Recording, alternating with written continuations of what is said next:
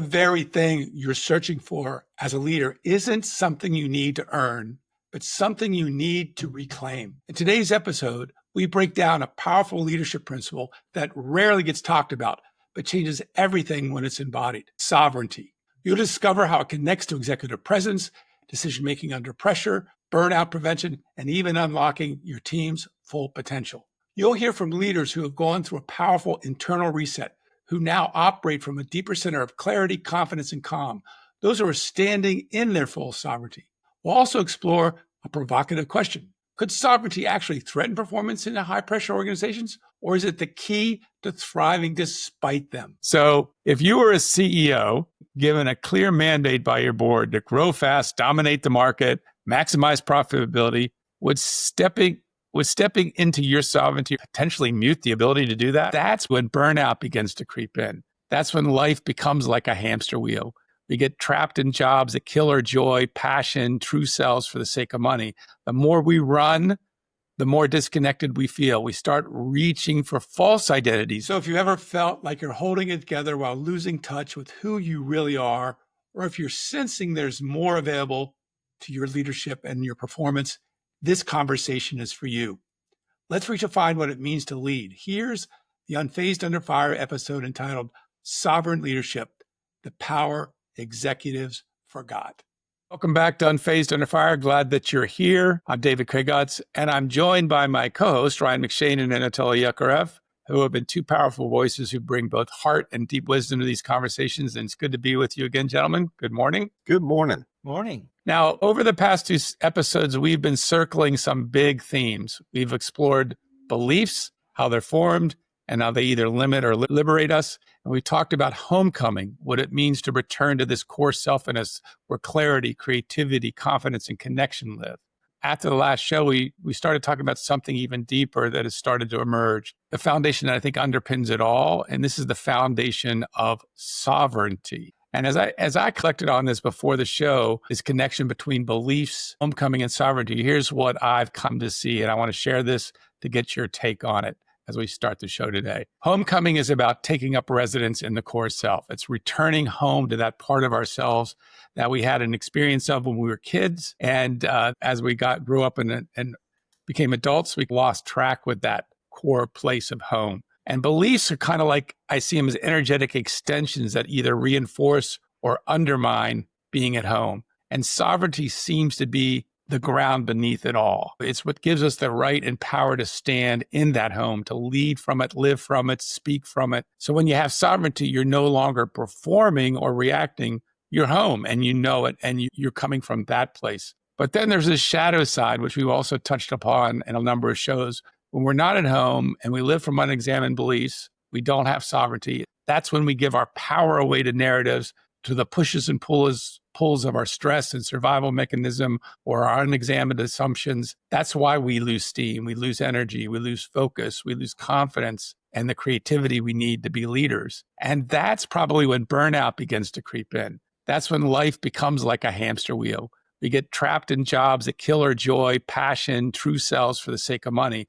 The more we run, the more disconnected we feel. We start reaching for false identities then, right? We talked about identity a number of shows ago. We do that through social media, through our political affiliations, through causes that seem right, but we haven't really deeply felt or thought through why we're part of those causes other than what hooked us into that and where we can kind of stand in some identity that we're helping or whatever. So I want to bring this to the table today and see how what I just said landed for you two, and just get some comments before we jump into a little bit of defining what sovereignty is. Yeah, when I think about what you were talking about, I think about wholeness versus dividedness. So sovereignty being that wholeness where total attention, total focus, total presence is existing in that state, where I think that the comparative is that division where I see a lot of people that subscribe to escapism.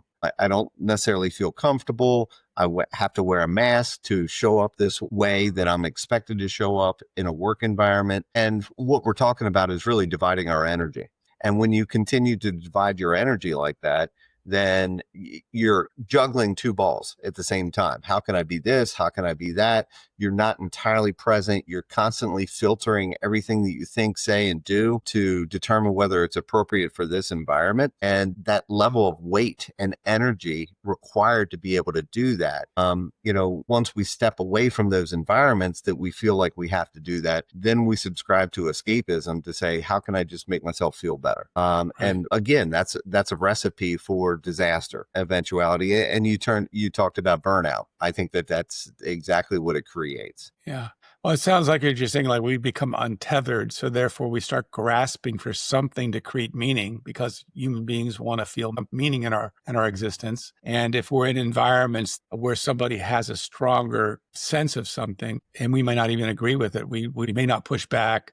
We go along, and that kind of also adds to our stress. I think that's the pull and the tension that we feel unconsciously or consciously. We're experiencing that. I know I should be this way. I know this is what is calling me, but I'm not necessarily living from that standpoint. And so when we're not occupying our passion, when we're not doing what we're really aligned to do, then we're going through the motions. And the energy associated with going through those motions is monumental, because we are trying to hold up that mask. And once again, we are divided amongst ourselves. And as we've heard before, a house divided amongst itself will surely fall. And that's not just true in teams, but it's true in the individual. Totally. I'd like you to add anything you want to say about that, but also given your deep research into this emerging philosophy about homecoming that you're doing a lot of deep dives in, I'd like to also have you touch on how does sovereignty connect to homecoming from your point of view? Well, let's start first with the fact that we can look at this from different directions, because you could have sovereignty in a very dumb person, and it could be a bit unsettling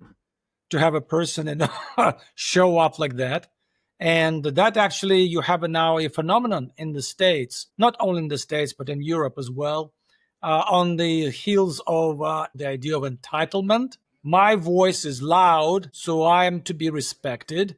And if I'm not respected, I can set your house on fire because I have the right to do that. And the law will protect me. So this is what you have as a result of like a known Dunning-Kruger effect. When a person who is dumb, he shows up in all his glory and confidence and incompetence, right? Coming across as like claiming his power to come across to be that way. So this is what we have these days, okay? Now, the idea was someone, claiming his sovereignty, and it comes with different flavors. Reclaiming your authority, reclaiming your autonomy, coming across as being authentic. It's been dressed in different guises, how this comes across. But what people don't understand, that they keep conflating this, like, well, I come across as this. Remember, there used to be this idea of the power stance. You puff your chest, you really come across as a very powerful person. I mean, LinkedIn was filled with like pictures of women doing that. Okay, well, before I deliver my speech, this is what I look like. So we are dealing with a lot of stuff out there that's meant to empower us. But this is clearly a difference. Having sovereignty versus trying to come across as being empowered to claim your respect from somebody else. And that's, I think, that has created that huge divide in societies these days. As a lot of dumb people who are very vocal, they started populating the space. And people who are quiet and have some brain attached seem to be lost in the process, right? Because nobody wants their opinion anymore. So this is the societal outline of the phenomenon. Now, sovereignty itself is rooted deeply in the sense of authenticity. I mean, you don't have to impress anyone if you come across as being authentic. You're being true to yourself. And you don't have to try very hard to impress people. They may like it, they may dislike it, but this will be, how you're going to be mapping out your journey, working with people, whether you attract them, whether you deflect from them, whether you work with them, whether they like you or not. It doesn't really matter. What happens, it creates for you the level of invincibility, because you're staying true to yourself, coming across as having your own sovereignty, and you don't have to prove to anybody else who you are and what you are. That's going to save you, again, going back, Ryan, to you. That alone is going to save you a lot of energy when you don't have to prove anything to anyone. You've got something to deliver, you've got something to share, you can do so.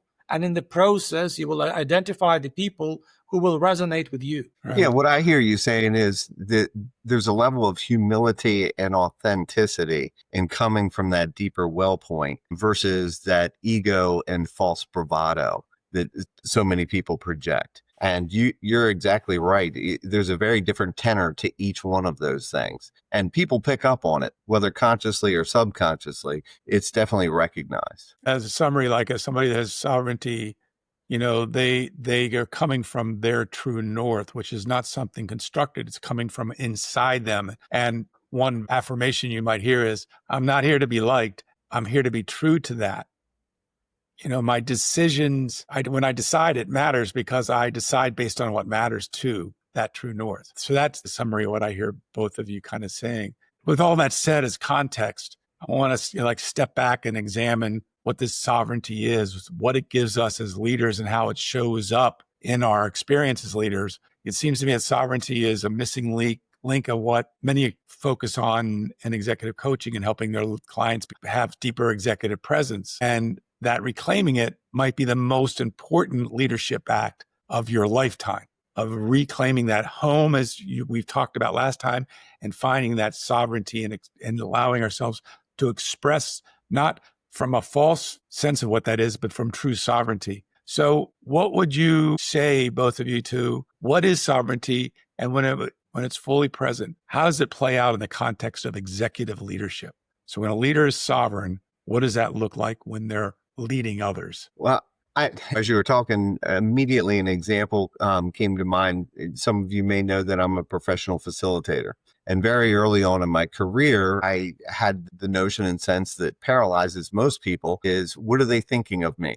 Are they judging me? And all my focus and attention as I was trying to facilitate is, how are they perceiving me? And that's not going to last very long as a professional facilitator. You're not going to be very accomplished if that's your focus. And so the difference being is my attention and focus then turned into, what am I sharing? What is the message? What do they need to hear? And how do I need to articulate what I'm saying in a way that they can best take that information, learn from it, and grow from it? So you can see that there's a very different notion of how I was showing up based on what I was thinking about. And I think that's a good depiction of executive presence. If you're an executive, a leader, and you're so concerned about how people are perceiving you, then you're not focused on the message, and you're not focused on the people that you're trying to influence and persuade to buy into that message, to engage with that and activate them from a performance standpoint. As I think about what you're saying, Ryan, is when you're in that place of sovereignty, you're not doing this time traveling in your mind about what's going to happen tomorrow, what happened yesterday. You're fully present, and there's a weight to it, and you're able then to address whatever is in front of you, and you're not back on your heels about it. You're not experiencing these self-doubts, this imposter syndrome that we've talked about. You're grounded in yourself unapologetically, but not arrogantly. I think there's a separation there. Self-consciousness in there. And if we're constantly self-conscious, we're going to watch what we say. We're going to think about the words that we use to an extent that it's going to really mute the value of what we're trying to share. Whereas I think oftentimes if we show up authentically, if we're really focused on the messaging, that comes naturally. It just flows from us. So that's a good definition of what that is. How do we know when we're standing in it? Where do you experience that sense of sovereignty in yourself? Thoughts on that? Well, look at this from this perspective. I mean, like, one thing when you show up in that the place you occupy, in a physical sense and a not physical sense, in terms of like getting and handling other people's attention, that's one thing.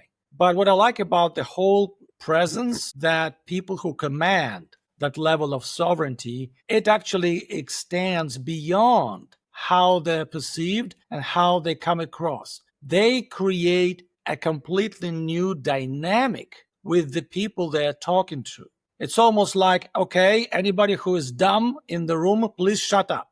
And now let's get on with our agenda. They don't have to say that. It's like people who show up, the fact their presence creates a new dynamic for everybody, which is actually everybody benefits from it. They feel that quiet power. It's very sobering. People can sober up, focus on the item, get the job done, file out, get lost, okay, move on to other meetings, right? So This is the idea that the value of sovereignty in the corporate settings is absolutely paramount. Because, sometimes you have lots of egos clashing in the room, especially when you have people coming from the C-suite, right? CEOs is going for the throat of a CFO, and stuff like that. And before it's just hoopla ensues, right? But the idea is that whoever commands the presence, it's for the benefit of the team. And that's the real value. Because everybody's going to be drinking in that level of calmness and the presence, and it helps everyone to get engaged. And what I'm hearing is that there's a weight to the experience, and what I'm also hearing is when you're with that, it might even call out more of that in them. You become an example without trying to be a model. You become a model for others, and they want that. Most people want that when they see it, right? Or they might have a reaction to it. We'll talk about that a little bit too. And it's interesting because I had a roundtable yesterday. I can always tell when I see them. She's a leader. She was a leader, and I had a question during the roundtable. At one point, I asked, "When was the last time you felt fully carefree, fully yourself, unapologetically, like we're talking about here? Creative." You weren't sweating the small stuff. You were unapologetically yourself. And this woman leader was sharing some of the challenges she was having, which was different from this. He says, when I was in my early 20s, I was a bartender. And I worked for a busy place. I didn't have time to mess with people's stuff. I was mixing drinks and getting them out. And if somebody got in my way, I called the bouncer over and said, "You're going to have to leave now." And I asked her, "So what do you bring maybe some of that back into your current role?" And she said, "Well, I don't know if they could handle it." So I want to pose another question here. So if you were a CEO given a clear mandate by your board to grow fast, dominate the market, maximize profitability, would stepping into your sovereignty or supporting other leaders in the organization potentially mute the ability to do that? In other words, would you be leading from deep inner alignment, seem like a threat to the rest of the organization in that mandate in a high pressure environment? So I just want to put that out there as a teaser. It's a little provocative, but I like it. Can people be afraid to let people's sovereignty out too much? Does that get in the way of following somebody else's directive? What would you say to that? I think it's a threat to the past level of thinking. I think it's a threat to the institutional controls and culture that existed in the past. And what that executive with presence is really implementing is a new way of being, a new way of operating. And those that have presence are able to be flexible and adapt very quickly because they see that it's not about them, it's about the mission, and they align themselves appropriately to fulfill that mission. And I think that all too often we hamper ourselves. We cut off ourselves at the knees in trying to accomplish what we're trying to accomplish through being divided, through being hampered with institutional controls that were a part of the culture. I often say, why are we still doing it this way? This is one of the most common things I deal with in a professional facilitation environment is, oh, we just don't do things this way. Well, why do you do these things way? Well, we don't know why we do these things this way. It's just been such an ingrained unconscious aspect of our culture. Well, Tom said we should do this. Well, Tom hasn't worked for this organization for 10 years. Why are we still doing it Tom's way? And I think that good leaders recognize how those kind of unconscious cultural aspects, the unwritten rules, have guided so much of our thinking and our behaviors for so long that they've been a limiter to us. And they're willing to throw those shackles of the unconscious culture off to say, this is now the way we're going to be, because this is going to better help us accomplish our mission, vision, whatever we're attempting to do.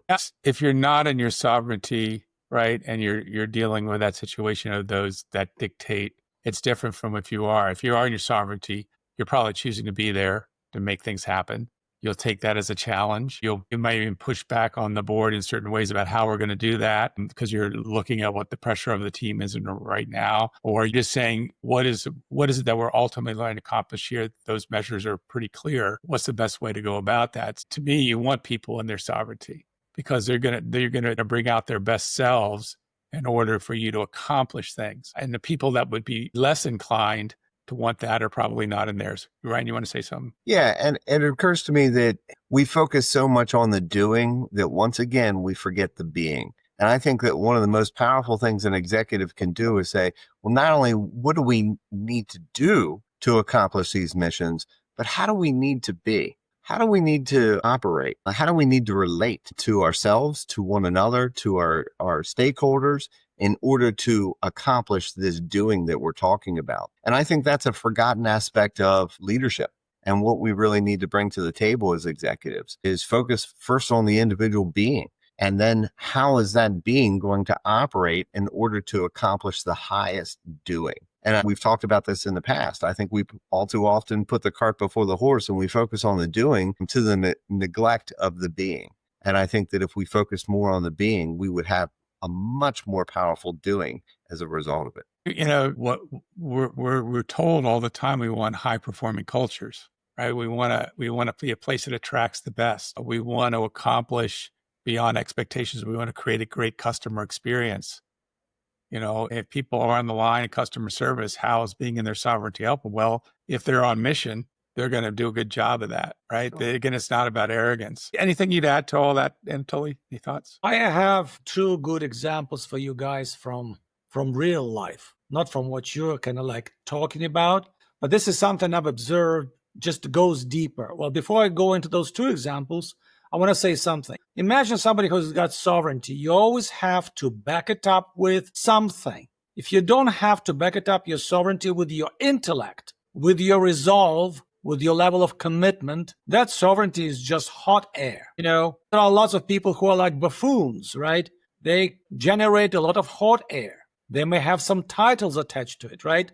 And they want to be respected, but they create not sovereignty, but more like hot air. So that's just one thing. Now, the practical application of that. So the biggest and the most leading consultancy in the world, I'm going to use an example from that. You know, it's interesting that, you know, they had the same problem with sovereignty when it's been construed incorrectly. People have been misusing the idea. You're talking to me. How dare you talk to me like that? You affect my sovereignty. Of course, they're not using that expression, but it's close to it. So, you know, there's a lot of simulation around the concept, protecting your boundaries, how you are inspected, but all of that somehow got tainted over time. And now a lot of people who just don't want to deal with A, toxic people, B, vocal people, people coming from all kinds of like neurodivergent / blah, blah, blah strand, people who deliver, they throw up their hands in exasperation and say, like, you know what? I'm done with this company. This company has gotten to a point when they promoted a lot of people who generate a lot of static noise, but not business. And I'm bringing business to this company, but this company doesn't do what they preach. I'm out of here. So that's what I've observed. Now, speaking about whether sovereignty yields returns, I can use an example of my friend who's, worked for BP, and I've observed his career in the course of over 20 years.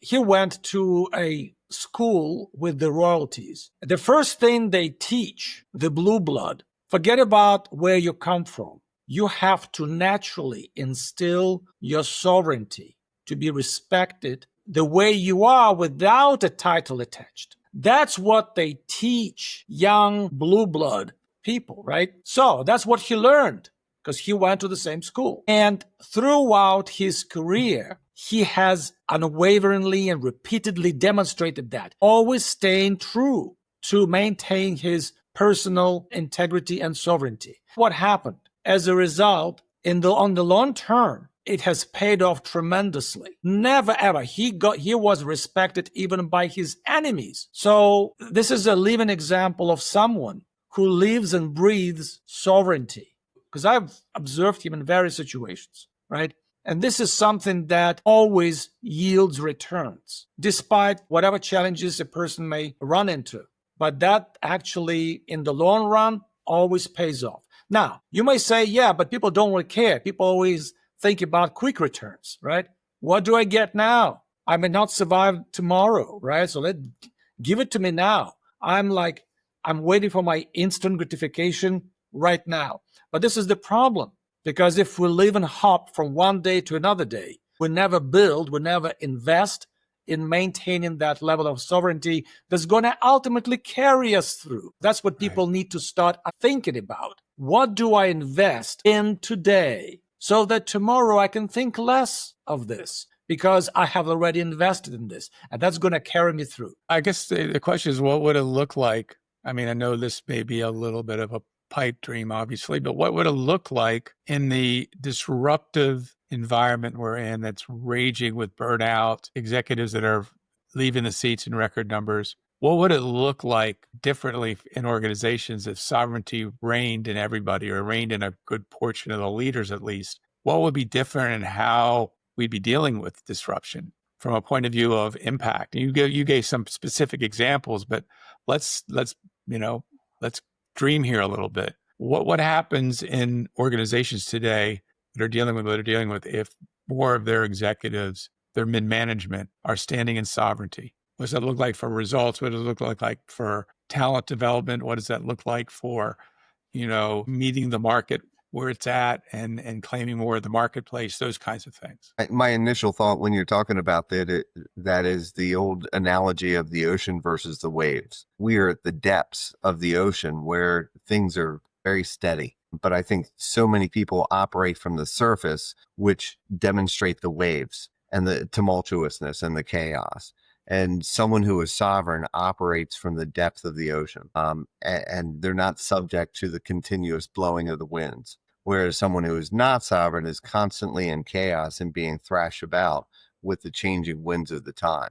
And that could be the chaos of the moment and the external pressures that come in, including the internal pressures to the organization and the demands of the board and the stakeholders and things of that nature. Someone who is sovereign recognizes and sees the entire landscape and doesn't waver and doesn't change, and it remains committed to creating the effective changes that they're looking for without being so swayed by this external influence and that external influence. They are steady eddies that continue to march forward despite all those changing winds. I think a lot of people have had post-reset, leadership resilient reset as part of the resilient leader method. I think the things that people claim the highest experience of is this sense of gravitas or sovereignty, the sense of groundedness and presence and energy. Now, if everybody was operating with that gravitas, that energy, and that ability to be present, conversations would be more direct. Conflict wouldn't be feared. It would be seen for what it was. Nobody would be been hurt by the conflict. They would be standing in their own sovereignty, not taking it personally. We'd have a different kind of relationship with our customers because there's a certain level of service that comes out of sovereignty too. If you're aligned with the mission and your task at hand and your focus of your role, and customers are an important part of that, you would see a high degree of customer interaction that would go to deeper levels and be more profound in their abilities to serve deeper customer needs, which leads to increased revenues, right? Increased opportunities because you're truly taking time to go into the concerns and the pains of those people that you're serving. So that seems to be some outcomes that would happen from that. How do we know when it's operating in us? Where do we feel it in the body? How do we know it's in the body? I can certainly share my experience from that because, post-reset, I've certainly felt that myself. And it's something you have to acclimate to when you find it again. My experience is that I'm more in my body. My head still has utility, but it isn't running the show. I'm not constantly trying to figure things out. I'm operating from a deeper place, as you said, the deeper ocean when that happens. And there's more weight in my belly. There's more sense in my chest and what I care about from my heart. And this is all blended together with this weight. I'm in willingness to say, no, this is important to me. I need to talk about this. And then I'm also willing to hear the feedback and understand what's coming from somebody else because I'm trying to improve my perspective. Any additional thoughts on that? Where do we experience this and how does this come forward in the human being when it's there? I think it would be fair if either of you guys, Ryan, if you discuss this, because I'm outside of this experience. So you guys go ahead. Well, I just share, I look at reactivity post-reset. There's a floor. I can still have my mind do old patterns, but there's a floor that I hit, a ground that I hit that doesn't allow me to fall into those things anymore. I'm not swayed by my emotional roller coaster like I once was. And then it goes to, okay, what can I do in this moment to either take care of myself, take care of somebody else, or put my head back down into something that I care about, rather than getting all caught up in the storm that once kind of took me away. So there's that weightiness and that ability to find a place. It's not something I did or learned to get that. What happened is it locked in. And now I just come from this place of presence and gravitas. And the integration process is sometimes you get pulled by those old thoughts, those old beliefs, and yet they don't have a lot of legs to them if you settle back into yourself. Ryan, I'd love for you to share, because you're really fresh into this. Yeah, well, I think what we're talking about is bias and how bias affects our filtering of reality. There's a saying in the training that I was participating in yesterday. It says, we don't record reality, we construct it. And that really speaks to the notion of how our biases affects our filtering. And so if I grew up in this region and it was very common to say these kind of things or think this kind of way, then people who grew up in that region would recognize what I'm talking about. But if I was to go to another place, that would be very foreign to them. Kind of like what Anatoly said, someone who came from a different environment and had to really adopt that sovereignty that limited their bias filtering. I think that's what it comes down to. We have less filtering based on those experiences. That's what sovereignty speaks to, is a more objective assessment of reality, because we've removed those filters that distort reality to a certain extent, to think in one very isolated and minimal way based on the culture or region or the accumulated experiences that I've had that say, oh, it must be this one little thing. Whereas we're opened up to view reality from a much more objective standpoint when we reduce or throw off those filters. Well said. Well said. So we kind of laid the ground for what it is, how you're in it, what it does around you. What do you think gets in the way of more people claiming the sovereignty in organizational life? What are some things that, whether it's performance pressure, way cultures are constructed, reward systems, how do they actually erode or take people away from sovereignty? Any thoughts on that? I think it's a matter of living outside in instead of inside out. As you and Anatoly both spoke to the fact that sovereignty comes from a place deep within.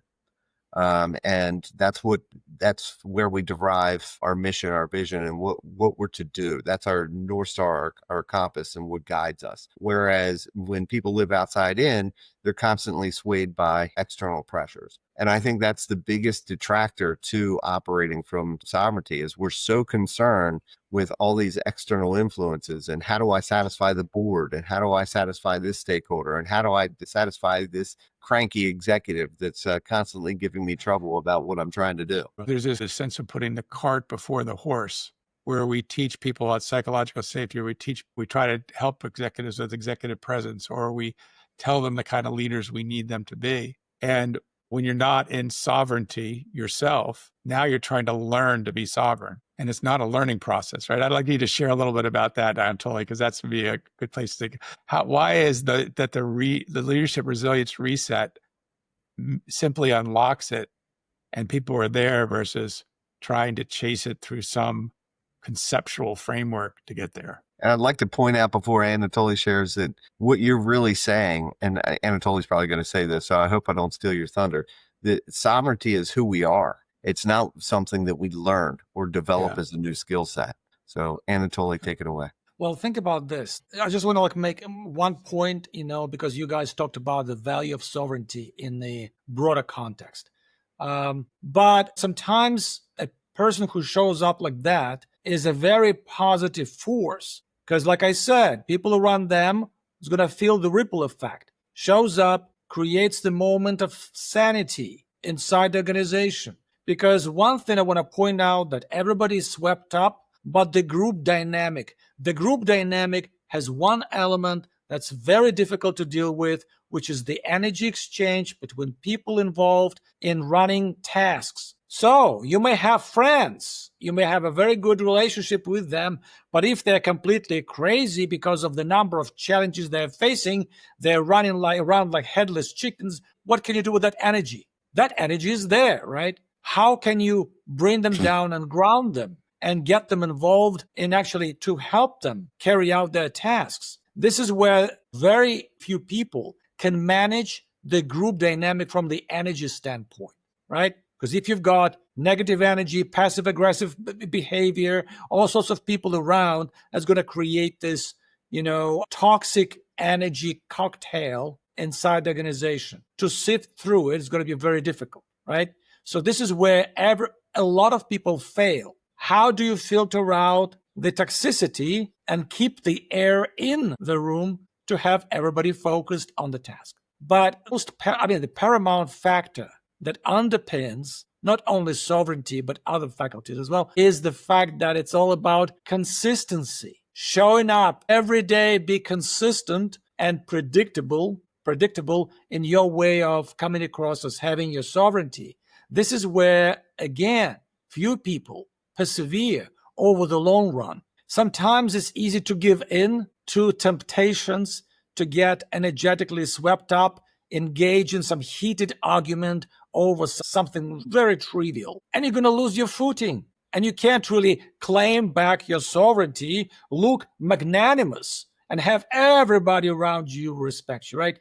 You see, so consistency is one of the underpinnings of the sovereignty. You have to come across being consistent and predictable on a daily basis, and then people will grow their respect for you. And as a result, people will engage with you on a different basis. So it's interesting now, energetically. Why do I pay so much attention to that? Because once people go through the reset, there's also the energetic reset taking place. With a lot of residual, stagnant energy flushed out, you fall back into your original energetic blueprint self. And from that point, you're going to operate because this is what you own. It's yours. It's your personal legacy. This is where your soul is aligned with. This is where you have all your toys meant for you to be used to help you in your daily life. And that's the beauty of it. Nobody tells you what to do. Not even your dog tells you what to do. I mean, you can really do anything you want because you operate from your place of power. Yeah, well said. We've talked about this on the show too. I mean, getting back to that home place. In a certain way, society, the way we've been educated, the structure of education, the way that we look at helping others, that in a certain way, by helping them too much, we take them away from their sovereignty.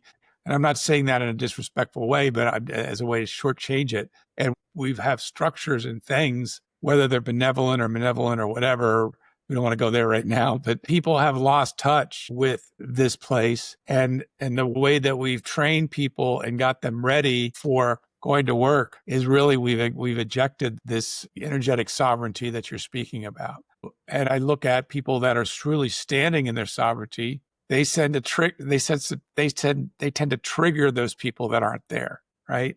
There's a sense of reactivity because it's this part of ourselves that we've disowned. And so we look out at somebody, and I'm going to bring his name up, and I might be getting in trouble for this, but you look at Donald Trump. I mean, love or hate the man, he's unapologetically himself. And I think for the most part, that's why he's so hated sometimes, is people are projecting this place in them that is been lost. And there's this protector saying, don't try to ever be like that, God forbid, and protect you. I'm just curious. I opened up a little can of worms there, but I'm just curious what you two would say to that. I would certainly agree. Unapologetic is certainly a great way to describe him. Love him or hate him, as you had said, he shows up and he recognizes that I'm not for everybody, but I'm going to be true to myself and I'm going to tell you how I think about something or how I view something. And to your point, that rubs people the wrong way. I think that there's a famous meme that travels around the internet, and it shows two people standing in line or two different booths.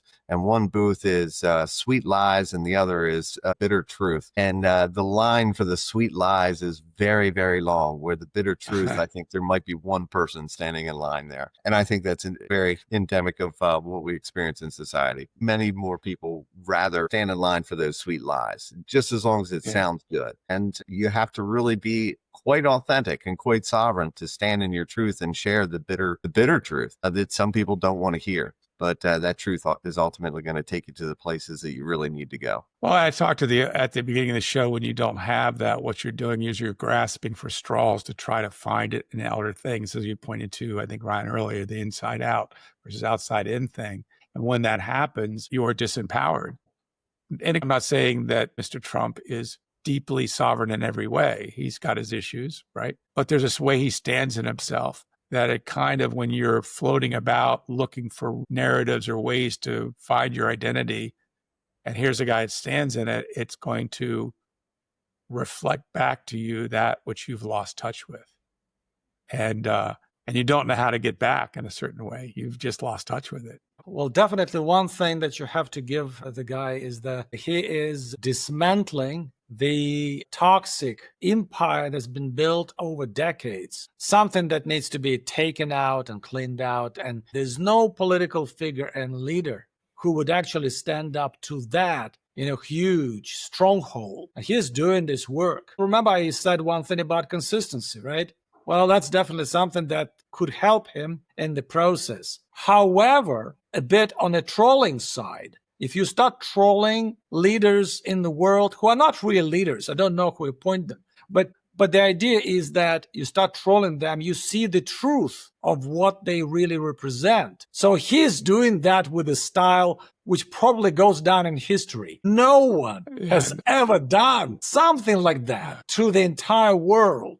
And actually, I'm telling you, it's amazing to watch in the unfold. I mean, yeah, I understand that the downside of it is just like, keeping your team together and making sure like you don't chew out people for small mistakes is always an issue. But if you look at the bigger picture, that's truly breathtaking. That's truly breathtaking. That alone is worth anything. Really. And I think people aren't ready for the big picture in some respects, because all too often what we hear is that's not professional. He's not being very polite. And they're not standing back and seeing exactly what you're talking about. He's trolling them. He's exposing them and their toxicity and their false words. They say one thing, do something very different. He calls them out every single time. And people aren't seeing that dynamic. They're only saying on the surface, that just doesn't sound professional. He's not being very polite. And again, it goes back to those sweet lies versus the bitter truth. Absolutely. Well, he's definitely a disruptor and a chaos maker, but I think that's what we need right now to take the cover off and see what we've been doing to ourselves for the last probably 50 years. But thank God he stands in his sovereignty. That's the one thing you could say. We covered a good bit of this today. This was an entry into this topic of sovereignty. Any final words for you gentlemen today as we close out that you want to put a pin in as we move forward for our next show, which I'm excited to share a little bit about in a moment, that's going to be related to this topic? Any final words? I think sovereignty really describes the state of being that's going to yield all the results that you're looking for. And I think that there are many paths to end up at your end destination, but sovereignty is the one straight, true path that's going to give you what you need and what you want most immediately. Otherwise, you're going to go down some certain rabbit holes, and it's going to take you into very different places, which is going to take you out of, the most direct route to accomplish your end goals. And sovereignty, I think, is that path, that state of being that's going to yield the outcomes that you're looking for. I want to point to you some of them before I turn it over to Anatoly for his final words. Is Joseph Campbell wrote The Power of Myth. I love his work. And one of his great lines was, if you're walking on a path that's worn, it's not yours. And I think about sovereignty as cuts down all the jungle and gets you through and carves your own path out, which for as human beings, when that's in place, it is benevolent. It's going to add value in some way, even if it's to one person. And you want that person to be able to carve that path out because that adds value to our entire species, not just because of what they do, but because they demonstrate it for others. And the more we have people in sovereignty, the more possibility it exists for others to be in their own sovereignty. And we said earlier, when a leader is in their sovereignty, they can't help but make other leaders, because if they bring people close to that fire, the false is going to be burned and the real is going to come out. And that's why we celebrate leaders. One of the greatest things they do is they create other leaders. And that's what we're talking about. It's not just leaders, it's people that are in their sovereignty, create others that then find their own. I think it's important to say. So, Anatoly, any final words? Yeah, well, I think that it's very important to point out that whatever we may say, sovereignty is not ego-driven. So if people stand in their sovereignty, you can't say like, okay, well, he's standing in his sovereign ego. Well, you can't, because this is not, it's a different fuel. But what I want to point out here is that the ripple effect of someone to be truly sovereign is huge, and return on investment is massive. If organizations learn to translate that capacity, that ability to instill calmness at the right time, keep everybody focused, keep everybody calm, that's extra money for any organization. And if the person can command that on a regular basis and be consistent, I mean, organizations and companies can only rake in, extra profits from that. So supporting that, endorsing that, and promoting that is going to serve everybody's purpose. Absolutely. In fact, even Harvard Business Review, where they did a research, people that have this internal place they go to, which we're calling sovereignty, and operate from that, outperform by 30% on leadership competencies any other leader out there. And you're pointing to, it's a competitive advantage to have this. It's something you ought to be not chasing, but finding in yourself, because it creates a competitive advantage for you, but it also has impact. So Ryan, you wanted to say something else there. Well, first of all, that's a really cool statistic, and I'm grateful you shared it, because I think that's very powerful from a messaging standpoint. Who wouldn't want 30% more, impact and return on investment? That sounds pretty good. Sign me up. But I think that we're also speaking to the fact that, where do your followers most pay attention to what the leader is doing? Is it during good times or during crisis? And what do we do? What are we experiencing more than anything right now? Is crisis after crisis after crisis. So those sovereign leaders who can really stand in that sovereignty and have that ripple effect that Anatoly's talking about, and that return on investment that you're talking about, is sovereignty during crisis. And that's what we need right now. Today's show, we really pointed at, like, sovereignty isn't just a leadership trait. It's the ground upon which a leader stands, which has everything to do with how they proceed in their decisions, their execution, their abilities to develop people, et cetera.